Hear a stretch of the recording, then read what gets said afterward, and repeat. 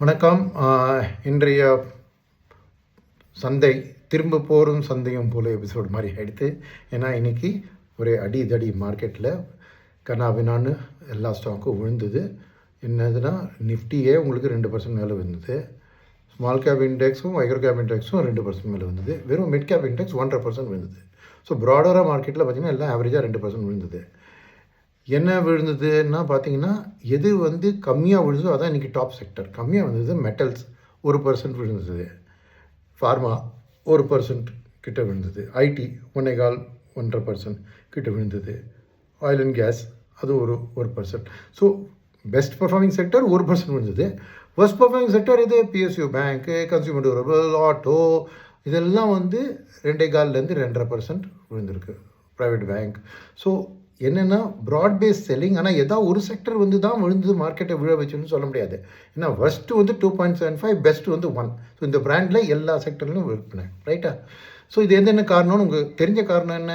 இது இந்த ஈரான் ஏதோ 2-3 சிவிலியன் கப்பல் மேலே ஏதோ ராக்கெட் போட்டான்னு அமெரிக்கா அதை ஒரு காரணமாக வச்சு ஒரு 80 இடத்துல போட்டு தாக்கி அடித்து, அப்புறம் ட்ரம்ப்பும் அங்காரா டர்க்கியில் இருக்கார் நேட்டோ மீட்டிங் அட்டன் பண்ண, அங்கே சொல்லிட்டார் இந்த ஸ்டூபிட் பீப்புளோட நான் டீல் இனிமேல் பண்ணவே மாட்டேன்னு சொல்லிட்டு அடுத்த நிமிஷம் அங்கேருந்து யூஎஸ்லேருந்து ட்ரேட் செக்ரட்டரி அவர் யாரோ அவர் இந்த எம்பார்கோ போட்டு அவங்களுக்கு அலோவ் பண்ணாங்களே அவங்களை எக்ஸ்போர்ட் பண்ணுறதுக்கு அதை விட்ரா பண்ணிவிட்டு இந்த சீஸ் ஃபயர்லாம் அவ்வளோதான் அம்போ அப்படின்னு சொல்லிட்டாரு Trump.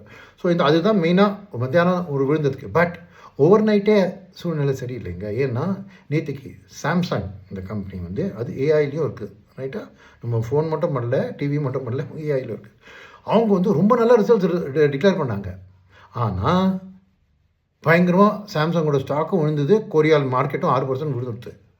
And AI related stocks எல்லாம் யூஎஸ்டி, நாஸ்டாக் சரி, யூரோப்லேயும் சரி விழுந்துடுது. என்ன காரணம்? ரொம்ப நல்ல ரிசல்ட் சொன்னேன். ஏஐயோட கர்ஸை தான். ரொம்ப நல்ல ரிசல்ட் வந்தால் போதாதுங்க, ரொம்ப ரொம்ப ரொம்ப நல்ல ரிசல்ட் வந்தால் தான் ஏஐ இன்வெஸ்டர் சந்தோஷமாக இருப்பாங்க. அந்த மாதிரி ஒரு எதிர்பார்ப்பே பில்டப் ஆகிருக்கு. ஸோ ரொம்ப நல்ல ரிசல்ட் கொடுத்தும் தாக்கிட்டாங்க அந்த ஸ்டாக்கை. ஸோ அந்த ஏஐ ரிலேட்டட் செல் ஆஃப் ஆரம்பிச்சது கதை. அப்புறமா இந்த ட்ரம்ப்போட ட்ரம் வச்சு மோசமாக முடிஞ்சுது. ஸோ இது மாதிரி ஒரு விற்பனை நடந்து இது மாதிரி பண்ணால் நீங்கள் என்ன நினைப்பீங்க? ஆஹா, எஃப்ஐஎஸ் எல்லாம் பேனிக் ஆகிட்டாங்க. இந்த மாதிரி ஏஐ ரிலேட்டடும் வேர்ல்டு வைட்ஸ் ரிஸ்க் ஆஃப் வந்துடுத்து. ப்ளஸ் ட்ரம்ப் இது பண்ணிட்டாரு. ஏன்னா பார்த்தீங்கன்னா அந்த டாலர் இண்டெக்ஸ் கொஞ்சம் ஸ்ட்ரென்தன் ஆச்சு. யூஎஸ் இன்ட்ரெஸ்ட் ரேட் கொஞ்சம் 4.58க்கு 4.5லேருந்து 4.8க்கு போயிடுத்து.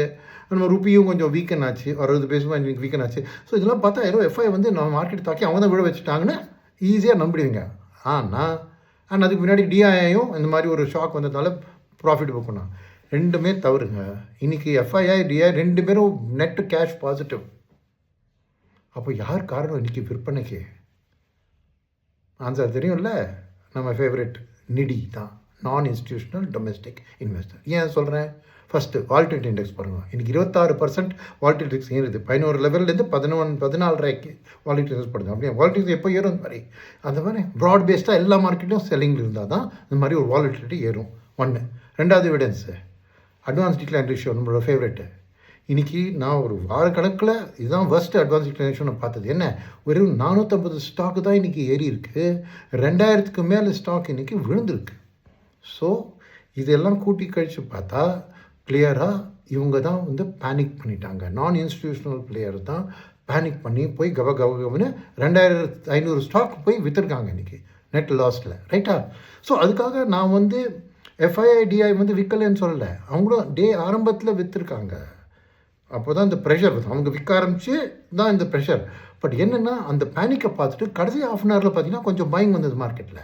ஸோ டிஐஎஸும் எஃப்ஐஎஸும் நிறைய ஸ்டாக்ஸு நல்ல ஸ்டாக்ஸ் எல்லாம் இந்த ஒரு பேனிக் செல்லிங்னால விழுந்ததுனால வாங்கியிருக்காங்க. எண்ட் ஆஃப் டேயில் வாங்கியிருந்தால் தான் நெட்டு பாசிட்டிவ். ஸோ அவங்க என்ன பண்ணியிருக்காங்கன்னா ஆரம்பத்தில் விற்றுட்டு சாமர்த்தியமாக இருந்துட்டு கொஞ்சம் பேஷண்ட்டாக இருந்துட்டு, விலை ரொம்ப இறங்கிடுச்சுன்னா இந்த விலையில் ப்ரோக்கர்கிட்ட சொல்லுவாங்க, இந்த விலை தாண்டிட்டு தான் இது கீழே போச்சுன்னா இதை வாங்கிக்கோன்றாங்க.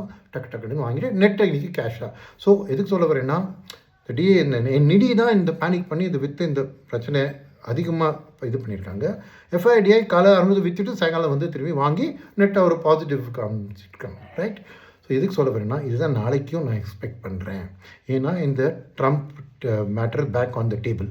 ரைட்டா? ஸோ அதனால் என்னாச்சு இன்றைக்கி மெயினாக இந்த ஆயில் ப்ரைஸு 6% இன்றைக்கே மட்டும் ஏறி 78 தாண்டிடுது. ஸோ ஒரு வாரம் பார்த்திங்கன்னா 8.5% ஆயில் விலை ஏறி இருக்குது, பிரெண்ட் க்ரூட் விலை. ஸோ இந்த ஆயில் ப்ரைஸ், இந்த ஜியோ பொலிட்டிக்கல் சுச்சுவேஷனாக ஆயில் ப்ரைஸ் ஏறச்ச அது நாளைக்கு எப்படி இருக்குன்னு சொல்ல முடியாது. பட் இந்த ஆயில் ப்ரைஸ் ஸ்டெபிளைஸ் ஆகிற வரைக்கும் இந்த யூஎஸ் ஈரானோட மிலிட்ரி என்கேஜ்மெண்ட் எந்த அளவுக்கு ஸ்கேலப் ஆகி எது போக போகிறதுன்னு ஒரு கிளாரிட்டி வராத வரைக்கும் மார்க்கெட் இந்த மாதிரி ஒரு டிஃபென்சிவ் ஃபார்மா ஐடியை தான் கொஞ்சம் ஃபேவர் பண்ணிட்டு அந்த லெவலாக இருக்கும். பட் இந்த last half an hour trade இந்த டிஐஎஃப்ஐ வாங்கினான்னு நான் நினைக்கிறேன் இல்லையா, எவிடன்ஸ் எதுவும் கிடையாது என்கிட்ட. அதே நாளைக்கும் கொஞ்சம் கண்டினியூ ஆகலாம், பிகாஸ் இறங்கின ஸ்டாக்ஸை வாங்குறதுக்கு கொஞ்சம் நாளைக்கு ஃப்ரெஷ். ஸோ நாளைக்கு கொஞ்சம் ஒரு பவுன்ஸ் பேக்கில் கொஞ்சம் ரேலி பார்க்கலாம். பட் எனக்கு தெரிஞ்சு அது வாங்குறதும் அவங்க இந்த டிஃபென்சிவ்ஸாக தான் வாங்குவாங்க, ஏன்னா ரொம்ப ஹை வாலட்டைலாம் வாங்க மாட்டாங்கன்னு நினைக்கிறேன்னா. ஸோ மார்க்கெட் இது